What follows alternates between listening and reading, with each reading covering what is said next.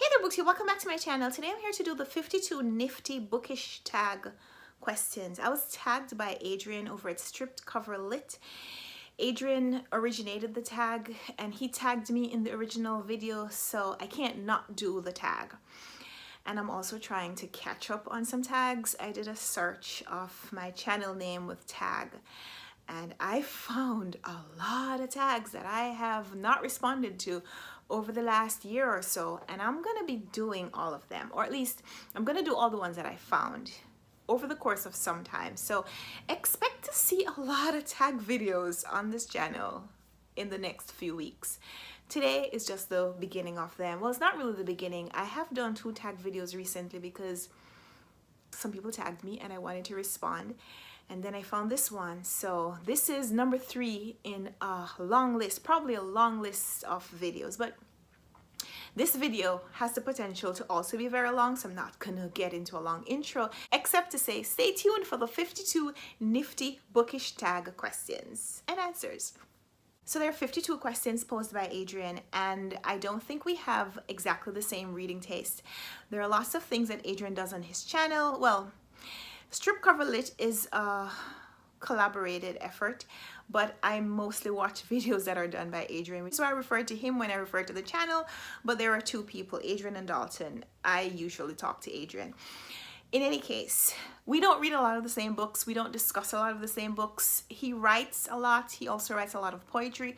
So I think there are several poetry questions here, and I'm just going to give them my best shot, or maybe I'll do what Sean did in his video. When Sean did this, Sean the Book Maniac, when there was a question that posed an either or, if he didn't like the questions, if he didn't like the options, he just gave a random third option which had nothing to do with the questions. But yeah, I don't know if I'm gonna do that, but we'll see. First question, what book are you reading right now? Great question. I'm reading about 4 books. I'm gonna show them to you. So I picked up 5 of the books that I'm currently reading. First is a graphic novel memoir. This is of John Lewis's life and it's called March. There's a trilogy and I'm reading that. I'm doing a buddy read of Almost Home by Ruma Chopra. This is chronicling the story of the Maroons from Jamaica to Canada to Sierra Leone. I'm doing this buddy read with Sean from Sean the Book Maniac. I'm doing a buddy read of Girl at War by Sarah Novich. This is a buddy read that I'm doing with Krista from Books and Jams. I'm reading Pearl Buck's The Good Earth. I'm doing this as a read along with Britta Bowler from Britta Bowler channel. I'm also reading Malcolm X, autobiography of Malcolm X as told to Alex Haley. I'm in the middle of 5 books or more, and I need to finish some of them today. So stay tuned for that later. Question number 2, what was the last thing you highlighted? I did a buddy read of Zora Neale Hurston's Jonas Gordvine, and I highlighted a few passages from that book. It was phenomenal, the reading. I'm also looking up information from Almost Home by Ruma Chopra, but not necessarily highlighting, just kind of doing additional research as she presents information, and I want to go back and reference other things that I think I know, or talk to people who I think might know a little bit more of the history themselves. Question number 3, what do you plan to read next? I need to finish reading all of these 5 books. I also have a few books that are, oh man, my February TBR. I'm gonna link it down below just in case you're interested in knowing what else I'm reading in February. 2 other books that I'm planning to pick up as soon as I've finished at least 2 of these books. I'm going to be reading James Baldwin, The Fire Next Time, which is pretty short, as well as I'm starting Toni Morrison's new book, The Source of Self-Regard. I'm going to be reading a few pages of this every day for the rest of the month to try to finish this, kind of squeeze it into my TBR.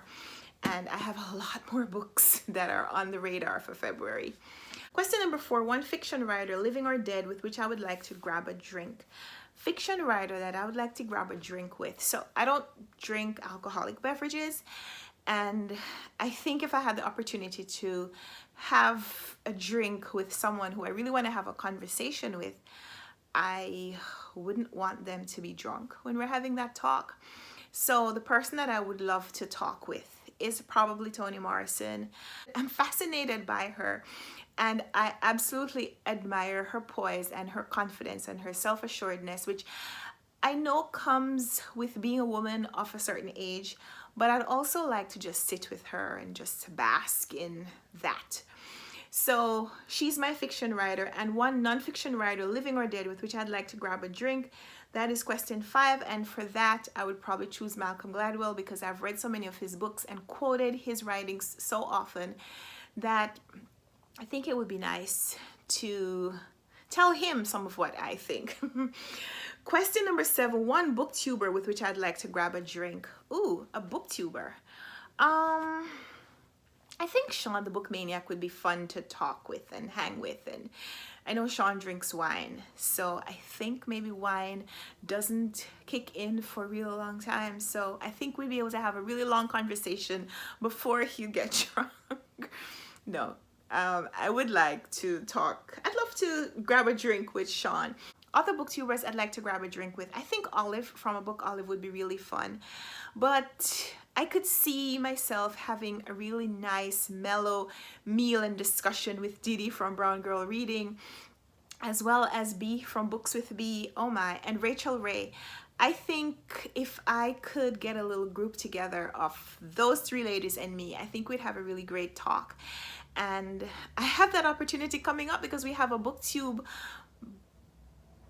book chat, Black Book Chat I think it's called, that Didi is hosting. It's a hangout on air on a Saturday evening, and I think I'm gonna have an opportunity to talk with these ladies even if no drinks are involved. BYOB. Question number 8 is a choice, and here now we're getting to the choose A or B. Question 8 is Emily Dickinson or Edgar Allan Poe. Emily Dickinson. Hemingway or Fitzgerald. Hemingway. Jane Austen or Charles Dickens. I've read both, and I think it's a tough choice. I think I'd prefer Dickens. Harris or Hitchens. Neither. Who's Harris? Hitchens, I guess, is Christopher Hitchens. I don't know who Harris is, but neither. 12, Stephen King or Michael Crichton. Stephen King, even though I don't read his novels, I've read his nonfiction writing and I like it. Question 13, Bret Easton Ellis or Chuck Palahniuk. Neither. I haven't read either of these. Kurt Vonnegut or John Green. Ooh, that's a great question. So I've read Kurt Vonnegut's I've only read one of his books, and it was a really weird slapstick comedy. I can't remember what it was called, but it was about a pair of twins who their parents thought that they were retarded. That was the word that they used in the book, I think. And they shipped them someplace, but these twins were really above average intelligence, and they were communicating with each other, and they knew how to pretend so that they would get people to leave them alone. And I thought it was such a great commentary on society and what we consider to be normal. I really enjoyed it. But John Green, I've read a couple of his books and really enjoyed them. I really liked Paper Towns. I thought it was very clever. I thought the way he incorporated geography and pop culture and made it really presentable to a young, maybe inexperienced audience. I thought that that was really admirable, and I also like Turtles All the Way Down. So I'm gonna say John Green, just because I've read more of his work and because I think he's a lot more approachable in that he writes young adult fiction as opposed to Vonnegut, who's more of a classic or modern classic author. Shakespeare's poems or plays. Adrian Ford or Dalton Gentry. These are the creators of Script Cover Lit, and I'm gonna say Adrian because I don't think I've watched many videos that Dalton has made an appearance in, and I just know Adrian better. Besides, Adrian is the one who tagged me here, not Dalton. So yeah, I'm going with A, Adrian. 17 is Cormac, McCarthy or J.K. Rowling. I read the first Harry Potter book, and that's the only thing I've read by J.K. Rowling so far, but I'm gonna pick her because I own The Road by Cormac McCarthy and have not read it, even though it's a Pulitzer Prize winner, and I have never felt impressed enough to add it to a TBR for a month. So Rowling for the win. Hannibal, Lecter or Voldemort. Hannibal Lecter, that is from Silence of the Lambs. Yeah, I'm gonna go with him just because I haven't read the Harry Potter books that feature Voldemort. Voldemort is from Harry Potter, right? Yeah, and I haven't read his character because he doesn't appear in the first Harry Potter book that I did read years ago. So I'm going with Lecter for that. T.C. Boyle or George Saunders? Definitely George Saunders because I really, really, really liked his Lincoln and the Bardo, which won the Man Booker Prize 2 years ago. I've read it twice. Number 20, good writing or good story? Can you have good writing if you don't have good story? I'm going to mull over that one, but in the meantime, I'm going to choose good story because even if the prose isn't excellent, if you're able to communicate a story that is captivating and intriguing and keeps me at the edge of my seat and keeps me turning pages, then I think I'd forgive the writing faux pas. YA or children's lit? YA for sure, because I'm not a child, so I don't read children's literature anymore. Yeah, that's me being snobbish. I also don't read a lot of YA, but I've read some YA recently that I've really enjoyed. Reference the question about John Green. Yeah. Number 22, irony or humor? Humor. Irony. Humor. Sci-fi or horror? Neither, but sci-fi overall. This is kind of like would you rather. These two impossible choices where I really want to choose none. Number 24, fantasy or nonfiction? Nonfiction. I would go for nonfiction every single day, although I have read and enjoyed some fantasy books. Reference, case in point, Marlon James' new Dark Star trilogy. This is book 1. It is speculative, it is fantasy, it is a lot of things, but I guess you would say that it is fantasy most of all, because this, I think, is the fantastic ideas that are in Marlon James's head. So we're gonna call this fantasy, and I really liked it, but this is the only example of fantasy that I've read recently, so I can't choose the genre of fantasy just because I enjoyed one book that I'm already a little biased towards liking that author. So I'm still going with nonfiction, because if you look at my shelves, you'll see I have a lot of nonfiction books and enjoy them as well, not just have them. Number 25, we're almost halfway. Rather find a new favorite contemporary writer or a new favorite old-time great? New favorite contemporary writer.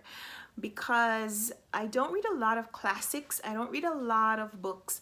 Even if I find a new author and I do go back into their backlist and read a lot of the books that were published before I got introduced to their writing, I would like to know that this is a person who's still writing and who will be able to tackle new things, new issues that they haven't written about yet. So there's still a possibility for them to write something that I would be able to enjoy later, as opposed to someone who is no longer writing for whatever reason, and all the books that they have published so far are all the books they will ever publish. So I would rather find a new favorite contemporary writer. Number 26 and 27 have to do with appreciating poetry. 26 says sonnet or haiku. I don't read a lot of poetry anymore, but haikus I enjoy when they're incorporated in literature. Last year I read 2 books that featured haikus that I absolutely, well, one I really enjoyed and one I really appreciated. One of those books was The Peculiar Life of a Lonely Postman by Denis Therault, and it was set in Quebec, Canada, but it featured a lot of Japanese haiku and poetry by these haiku masters. I also read last year Narrow Road to the Deep North, which was a Man Booker winner that incorporated a lot of the same haiku poetry. And I like haiku when they're incorporated in literature and reflect a lot of the themes that the author wants to express. As a poetry device, as a poetry type, not right now a huge fan of poetry, which is why question number 27, Sestina or Villanelle, which these are both poetry styles where you repeat words or phrases, I think, to add emphasis or to add meaning to poems. I can't say which one is which, so I can't say either one. Number 28, spend the evening at a library or bookstore. I like going to the library, but if I had to spend an evening, I'd rather spend it at a bookstore, because most of the libraries that I go to, you can't snack, you can't talk on the phone, I'd rather go to the bookstore. Most of the bookstores that I have been to recently have cafes in them. Barnes & Noble has a cafe where you can get some Starbucks and read a book, even if you're not buying it. So I much rather prefer to go to a bookstore, even if it means that I have to spend some money. There is room in my life for both libraries and bookstores, but to spend an evening, bookstore. Number 29, magazine or Wikipedia article. I don't know if that's a choice. I like both. How do you choose? I mean, is this supposed to mean I'm supposed to choose one and have it replace the option for the other? Because I don't think I could do that. I Wikipedia a lot of stuff. I Wikipedia things all day when I'm doing research for work or for writing or for books or for something, for whatever, just for life, for conversations, to win an argument. Wikipedia. Imagine if I had to hold on to all the magazines that had the information that I wanted to win all the arguments that I get involved in. That would be a lot of magazines. So I need both. I like magazines, but if I had to choose one, I'd have to choose Wikipedia. Dictionary or encyclopedia. When I was a child, I read the encyclopedias. I also owned a dictionary, but now the internet has replaced both of these, which is why Wikipedia is the encyclopedia, but it doesn't, magazines are not dictionaries. Dictionaries, dictionary.com, so internet. If I had to choose one, I guess it would be the dictionary, because encyclopedia only has information up to the time when the encyclopedia was printed. So they're historical relics, but they don't keep up. Whereas dictionaries are just definitions. And while they wouldn't include all the words that are added to the dictionary since the time they were published, those words are probably new enough that if I didn't know those words, my vocabulary wouldn't be limited. Anyway, number 31, the writer I would like to write my biography. Me. I'd like my biography to be a memoir. I think a writer, so I guess I would need a biographer to do my biography.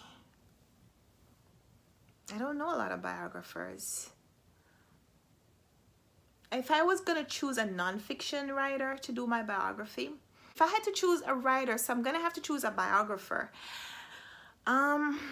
Alex Haley, maybe. I think he did a fantastic job with Malcolm X's autobiography as told to Alex Haley. And I really also enjoyed his presentation, Roots, on which the miniseries was based. And I think he would do a great job with my story as well. So tell Alex Haley he could submit his resume to me. There's a link in my description box with my email address if he'd like it. Number 32 and 33 are I do or I do not. Number 32, as it relates to highlight in my books, I do not highlight my books. Not since I left college. Number 33, I do not write in my books. I do not write in my books. These days, I use Post-its. If I'm going to write a note, I'll write it on a Post-it and stick it on the page so that if my thoughts get updated, if I want to say something else, if I want to lend the book to someone, I could take the Post-its out. Yeah, I don't write in my books anymore. Number 34, earliest memory of a library. That would probably be the public library in my hometown in St. Elizabeth, Jamaica. My aunt was a librarian. My mother was a librarian there for a short time, but that was before I was born. But while I was a child, my aunt, my mother's brother's wife, was a librarian, and we would go there sometimes, especially during the summer, like the first week in the summer holidays, we'd go there and check out books for the summer holidays. We also had a school library attached to the primary school where my mom was the school librarian as well as being a teacher and later on a principal. So I've had books and access to libraries all my life. So it would be very difficult for me to separate one day and say that was my earliest memory, just because I've been in libraries for so long, I don't remember.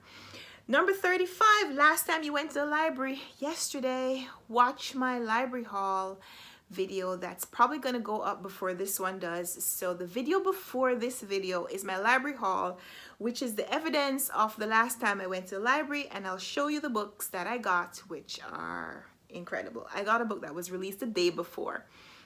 So yeah. Number 36, have you ever stolen or accidentally stolen books from the library? There were a couple of times when I came home with books that were not checked out. One time I went to the library and I checked out some books, and usually when I go for books, I don't just take one book. I take a lot of books, and so when I come home, I won't necessarily go through the receipt to see how many books are on the receipt, just because I will update, maybe renew my books online. So I don't really need to see the receipt to see when the books are due. I frequently go back onto my library account and see what books are coming up that are due for renewal and whether I want to renew them or if I can renew them. So I came home with a book that was not checked out, and eventually I went back to return it, and they said, oh, but this book isn't checked out to you. And I said, yeah, I know, but I got it. It came with my books, and so I'm bringing it back. So for a while I had a book that was not checked out to me. Another time I had a book that I was sure I had returned to the library, and I went in and it was still on my account and they were charging me overdue fees and so on, and I said, I returned this book. I'm sure I returned this book. I was positive that I'd returned it. It wasn't anywhere in my apartment. This was back when I lived in Harlem, and this was a long time ago. It wasn't recently either. In any case, I was sure that I had returned the book. So I told them I'd returned the book, and they said, okay, no problem. We'll put a search on it. And so they took it off of my account while they do the search. And sometime later, I don't know how long later, I was cleaning out my bookshelves and I found the book.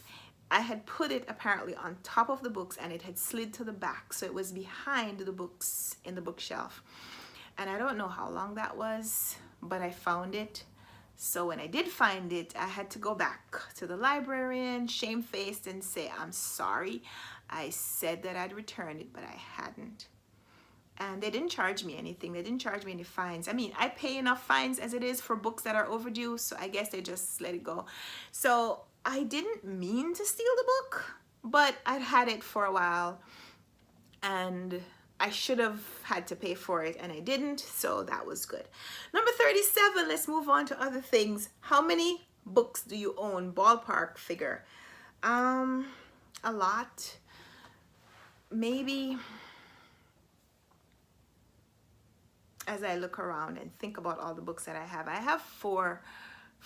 I have four tall stacks. I have four tall stacks of books, which probably have about 50 books each. And then I have some other books lying around. And then I have some books that are in the bedroom that are books that I'm currently reading, or books that I read last month that I still have around for a video or so. And books that I'm collecting for the TBR video for March. So that's maybe another 100 or so. So I'm gonna say somewhere between 350 and 400 books. Yeah. I'm gonna come back to this video someday when I've made a accurate assessment of the number of books that I do own. I'll come back and say whether that number was correct or not. So ballpark right now, I'm gonna say 400 books. 400. That's my ballpark figure. 38. How many books do you think would make for a reasonable personal library? As many books as you need. I don't think anyone's idea of a library is the same as someone else's.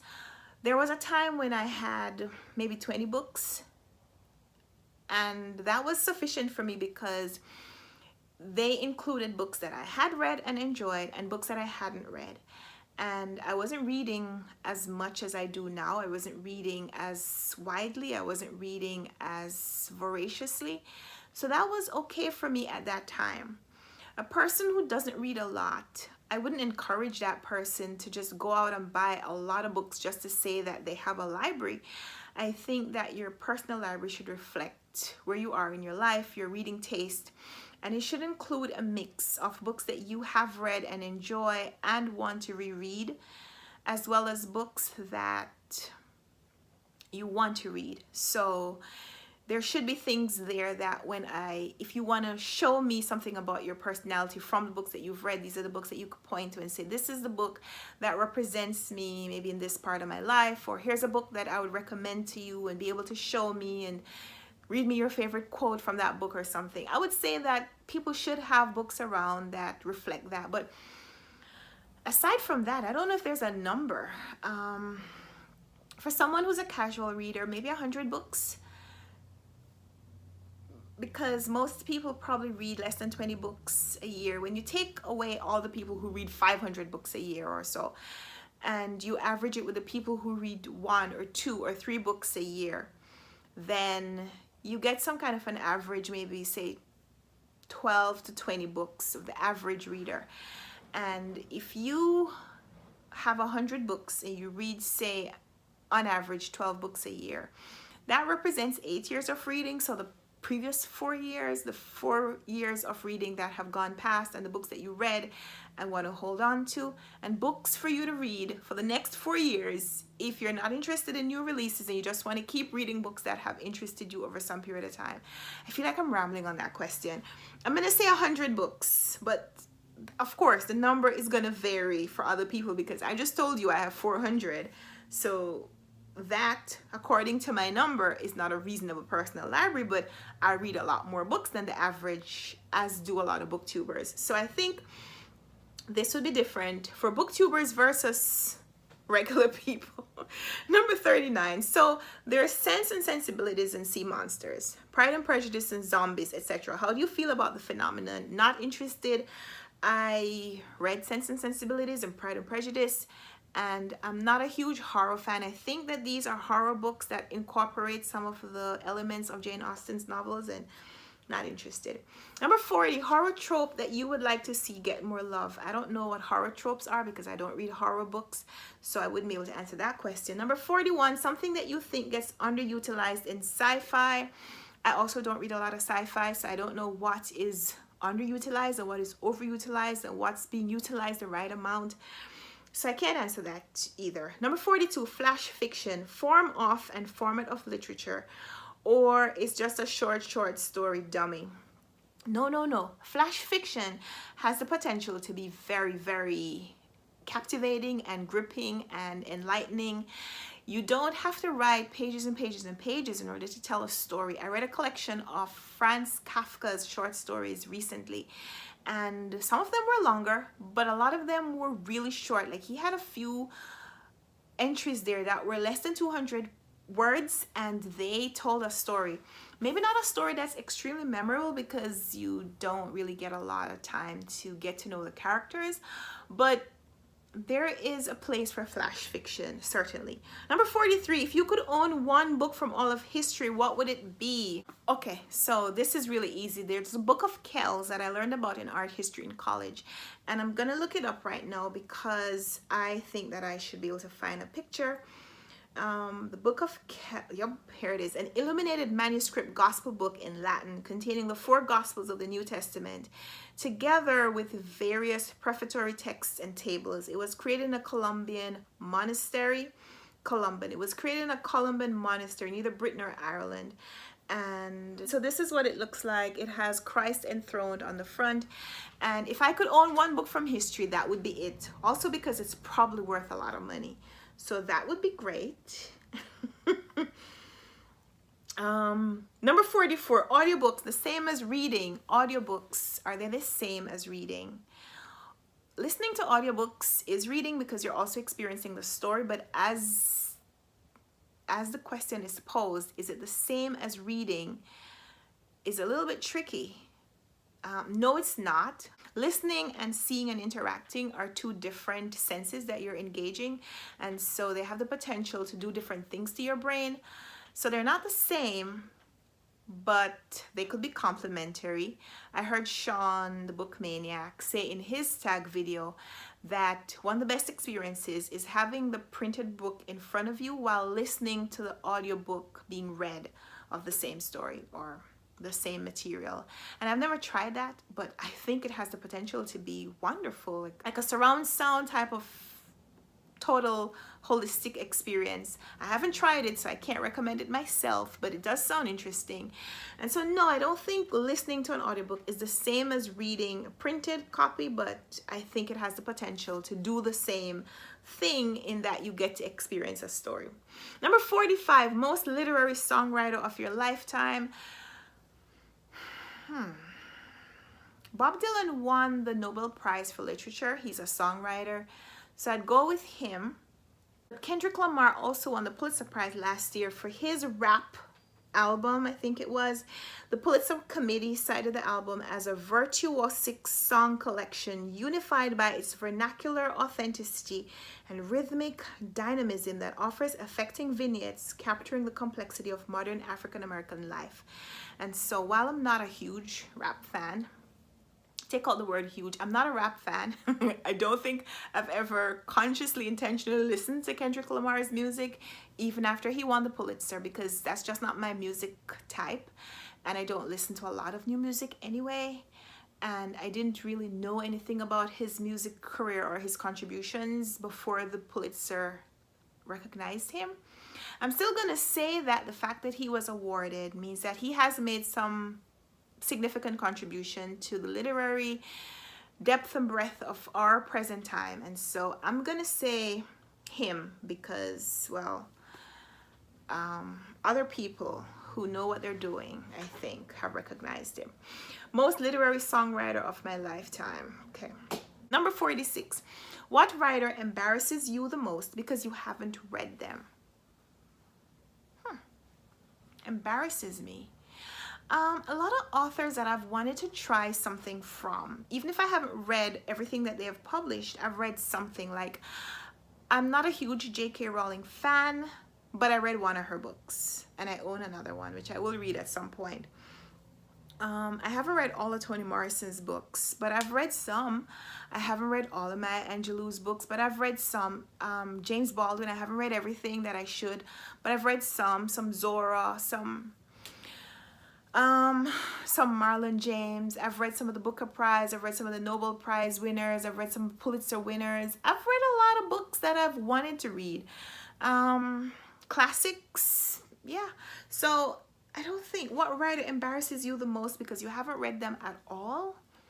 I'm gonna go with Clive Cussler because he's my husband's favorite writer, and I still haven't read a book from him.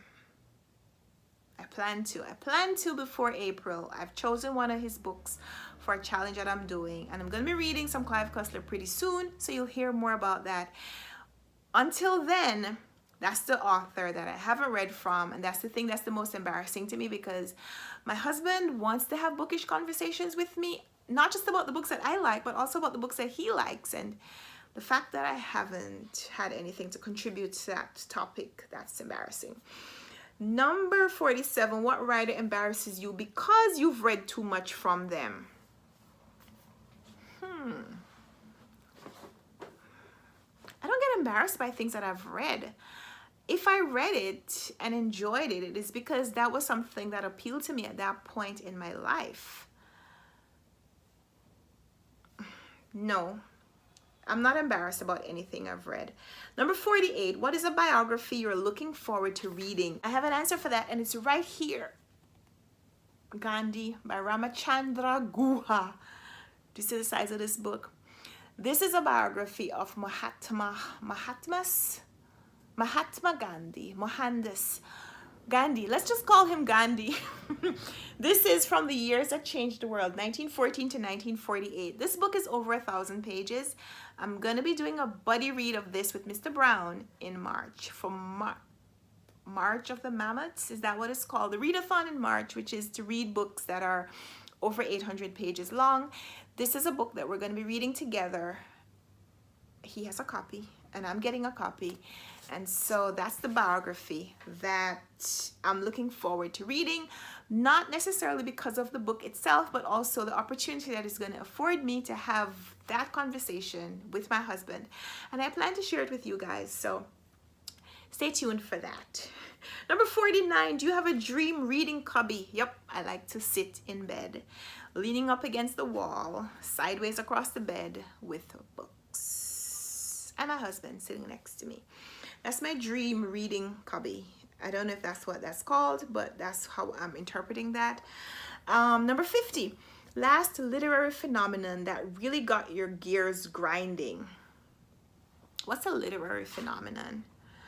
I'm gonna say this just because when this book was released, there was a huge buzz about it, and we were looking forward to the release date because we got to go see Marlon James give a talk on the day the book was released, and I was really excited to share that with people here on BookTube and people that I know on Bookstagram, on Instagram, and so that was really fun to see someone from my country who's living the literary dream, who's won the Man Booker Prize, who's representing himself and writing the kind of fiction that he wants to write, and being able to share it with the world and have the world accept him. That was really fun. And so I don't know if that's what a literary phenomenon is, but there was a huge hype around that book and I got to share in it, so that was great. Number 51, what was the last piece of literature that changed the way you read? Last piece of literature that changed the way I read. I don't know. Probably all the books that I'm reading right now, because usually I'm reading maximum 3 books at a time. Like I'll have a big book at home and a book that I'm moving around the city as I commute or as I travel wherever with, and then I have maybe a book on my phone that I read through the Kindle app. But recently, a lot of the buddy reads that I've been doing, I've been reading multiple books at the same time but at a slower pace. And so maybe it's buddy reads, maybe it's the group reading activity that has changed the way I read, not a specific book. Last piece of literature that changed the way I read. No, I can't think of another answer. Number 52, what booktuber have you been watching the most recently? The booktuber that I've probably watched the most videos in the last few days is probably Dee Dee from Brown Girl Reading, just because she hosts a booktuber hangout on Saturday evenings. And so far there have been 2, and I didn't get a chance to watch them when they were happening. So each one of the videos is over 2 hours long, and I was home today, so I had a chance to watch both of the previous episodes, and so I spent 4 hours on Dee Dee's channel watching videos. So she's the booktuber, even though she has other booktubers appearing on the videos.